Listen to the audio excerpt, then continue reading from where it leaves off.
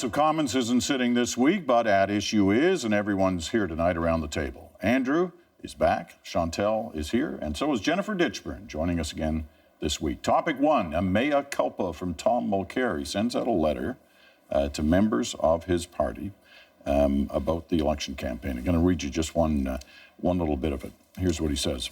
The interim report provides a cogent summary of some of the specific lapses in the campaign preparation and execution. I agree with the overarching assessment that our campaign came up short. As leader, I take full responsibility for these shortcomings. If members grant me the honor of continuing to serve them, I am determined to make the necessary changes so the mistakes of the campaign will never be repeated. Some of the changes have already started. So, what do we make of this? Does this say that after a few months he now realizes that he's got a fight on his hands? Yes. I mean, there was one thing he had to admit in this letter and one thing he couldn't admit. He had to admit that it was a terrible campaign. Badly strategized. You know, they thought the Liberals would be knocked out early. They could just pose as the government in waiting, et cetera.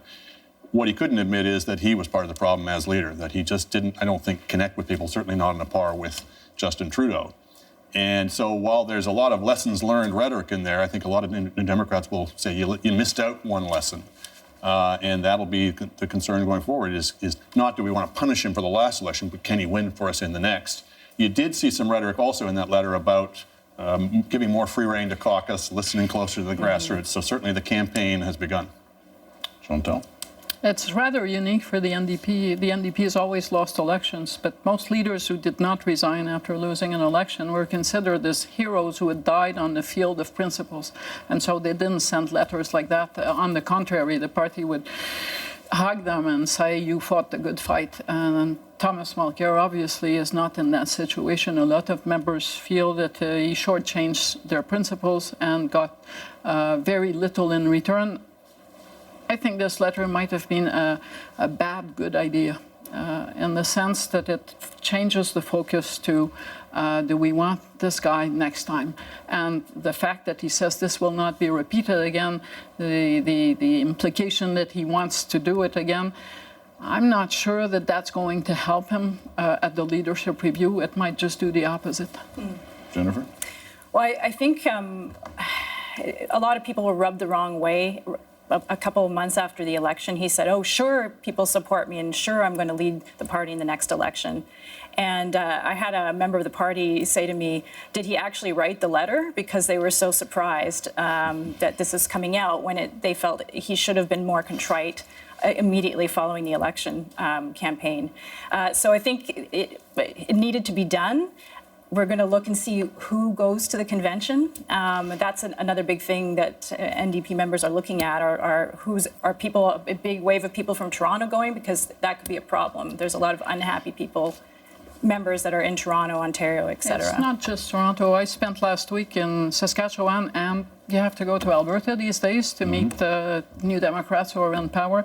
And I won't say that people were bad-mouthing Mr. Mulcair, but it's very tepid, the level of support. I think that the party or the membership is not inclined to go for blood and kick him out.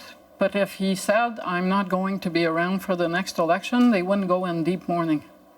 And I don't think you're going to see, I may be proven wrong, I don't think you're going to see anybody significant stand against him prior to the convention. Yeah, see, that's the thing, right? I mean, when we've watched leadership reviews of some sort take place in other parties, there's often been a situation when a leader's in trouble that there is a visible opposition. But it doesn't necessarily have to be. I mean, they could, I mean, the worst result for the party would be some kind of ambivalent result where he gets 70% or something and he decides to struggle on and the people who don't like him are sniping away from the shadows.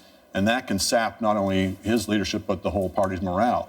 So and there's murmuring. Yeah. I mean, I don't think there's crystallization. Is that a word? Well, no, but there's some sort of murmuring going on. And I would think if you wanted to succeed, and the last thing you'd want to do is to be out there in front, you know, being the target for whatever backlash came. So you can achieve just as much harm to him if that's your ambition, by whisper campaigns, et cetera, in the shadows. If there is a backlash, I think your point about who's going and the numbers of who's going is important. Because if it's a small number, yet those people are coming from what's their motivation disgruntled for going? areas, that's a problem. That's a big problem. Well, Tom Mulcair wasn't the only one who was putting out a letter in this week from one of the parties, the Conservatives. Former campaign manager Jenny Byrne had an article published in the Globe and Mail, and her comments are more than a little bit interesting. Let me start with this, which I suppose you could say is kind of the good news in her analysis of what happened to the Conservatives. Despite the challenges faced in this election, the Conservatives still managed to get 5.6 million votes, only a fraction off of the 5.8 million received in 2011, and in fact earned more votes in this election than it did when it formed government in 2006 and 2008. Okay, here's where we start to get into the bad news. Organizationally, the party continued to outperform the other parties, but having the strongest organization isn't enough when the desire for change becomes insurmountable, almost as if they hadn't noticed there was a desire for change. Well, it just sort of came over people like the flu or something. An act of God. It's all very passive voice, and my goodness, this happened to us, and no acknowledgement ever in that letter that maybe there was something wrong with the way that they were governing that put so many people off. There's a lot of that kind of politico speak where everything's about strategy and tactics, and we didn't do this or that. Mostly they didn't do this or that. It was a lot of other people made the mistakes, and I warned them. But even if she had assumed responsibility, this was not a failure of the campaign. As bad a campaign as it was, I think it was pretty much baked in from the start. They had a 30% base, and they had maybe 5% more they could get if they did everything right, and then they had to hope the vote split perfectly between the two other parties. And to be a governing party with a majority and relying on that kind of thin reed shows you they were in trouble from the start. Just in defense of the good news portion for them, 32% at a time of a desire for change is not a bad place to start. You're going to lose. But how did you get down to 32%? It wasn't. Well, they were only at 39 when they won a majority. No, it could have been worse. So can we brag about 32%? I'm not bragging. No, but the Canadian Alliance and the Conservatives, the Tories together, got more than 32% when they lost to Jean Chrétien. Not once, not twice, 3 times. Okay. Plus, it's nice to say, no, but you say 200,000 less voters? Yes, except almost 3 million new voters showed up, and not a single one of them wanted to vote for the Conservatives. Or some of them didn't. They lost a lot of the people that voted for them last time. All right. Well, and that is clearly why they lost with all those new voters. Okay. Jennifer, Well, you're going to start us. Let me move it on here because we've got to get to the real meat of what was in her column, which is it's the first indication that there really was a split in that campaign on tactics and strategy, and here it comes. Another key factor that led to the Conservatives' defeat was that the party needed the NDP to do well. With the NDP rising in the polls for the first half of the campaign, Stephen Harper was well positioned to be re-elected. Having argued since 2011 that the NDP were never our main opponent, including making the internally unpopular decision of dismantling our NDP unit that was tasked with tracking and attacking that party, I lost the argument to others who felt they were the more serious threat. She lost, doesn't say who won. Final comments. The decision during the campaign to turn our guns on the NDP was a mistake. They were never the party's enemy. The final straw was when the party went after the NDP on the niqab issue. It crushed the NDP in Quebec, but it also removed them as a viable alternative in the rest of the country, something Conservatives needed them to be. Jennifer.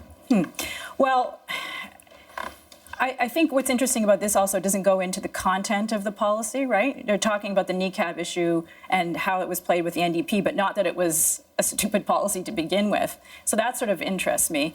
The whole discussion she's entering into, I understand it's a human impulse, right, to want to defend yourself, because we should note, even before the the ballots were in, people were attacking Jenny Byrne for the organization on the ground. But I think that there hasn't been a lot of attention, and I'm not saying it's hard for us to tell organizationally what they did right and wrong, because that's really internal politics. But there hasn't been a lot of soul searching about the strategy around the election.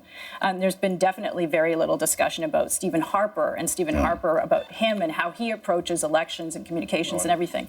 running a leadership-focused campaign when your leader is at 30% approval ratings was odd. And Running we've talked about that here. Why didn't they bring other cabinet ministers? Those are things that Jenny Byrne wasn't in charge of or shouldn't have been in charge of as campaign running without manager. a platform was odd. But it's interesting that she doesn't people name say- anybody else, right? No, she and doesn't tell us who was on the other side of these arguments, and she certainly doesn't tell us where Stephen Harper was. And there's people in the party who I was talking to today who said actually she was completely supportive of the niqab issue.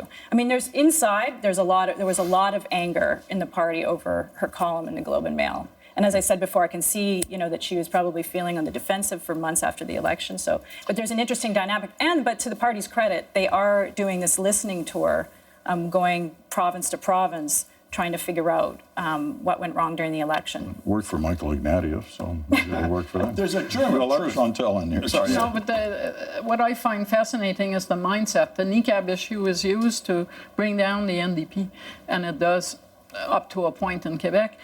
But when you look at the election result, it does nothing for the Conservatives anywhere. And usually when you want to do something like that, let's not have a zero deficit policy from the Liberals, they doubled down on the NDP, but they were expecting to win votes out of it.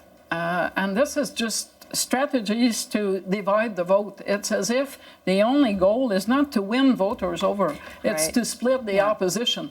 At some point, it's inevitable that it becomes a game of diminishing returns. And they're And we haven't even exaggerating their own agency in the demise of the NDP as well. Yes. I don't doubt the niqab hurt them, especially in Quebec, but the NDP vote was collapsing across the country. They were doing a lot of that to themselves. And we haven't even talked about the length of the campaign, the 5 debates, which were other strategic decisions that turned out to be very bad for the party. It's very interesting, though, that she wrote it. I know that immediately after the campaign, because you're right, I mean, even while the campaign was on, there were people from inside that party attacking her and leaking stories about her. But right after the campaign, there were a number of media organizations that tried to get her to do something like this, either in print or on television, and she seemed willing, but then she backed off, and now here she drops it in here 100 days after the election or so. The motivation behind that and whether it's going to encourage anybody else to come forward or not to say something. Well, there's something to be said for waiting so it doesn't look completely like you're just, saving your own career, et cetera. So it looks a little more statesmanlike, if you will, if you wait. But I don't doubt that this is designed, obviously, to protect her reputation or try to restore, what remains of it in the party. And I mean, there has been a lot of discussion about the campaign and were they prepared, candidates vetting. I hear from a lot of people in the party that they felt that there wasn't a good enough training. So that all is in her wheelhouse. But as I said before, I can see why she would feel on the defensive because the campaign wasn't all about. They didn't lose just because of bad campaign. They might have lost a few seats because they didn't have. I heard the software didn't work properly on election day and so on. But then there's the whole other piece, which is the policies you put forward to the public, your general strategy, and your leader. So that's... And the tone, I mean, when Jean Chrétien wanted the third mandate, he spent the best part of that last year before the election, bringing in new people, revamping his team, putting a fresh face forward. The opposite happened. They let people go and made no effort to recruit new stars, put forward people who were not of great stature and who were, for the most part, not very pleasant people. And then you look at the results. I don't think the computers, the vetting, all that actually caused the result. But in close ridings, I'm sure if you were a candidate that lost by a few hundred votes, you'd blame the campaign manager. There aren't that many of them, though. No. There is that. I guess what's interesting also is that many people in that party trying to eyes forward. We got a leadership campaign coming along, and suddenly the ugly past, pops back up onto the table. We got to cut it out for now. Thank you. It's good to see you back, Andrew. Jennifer, as always. Chantal.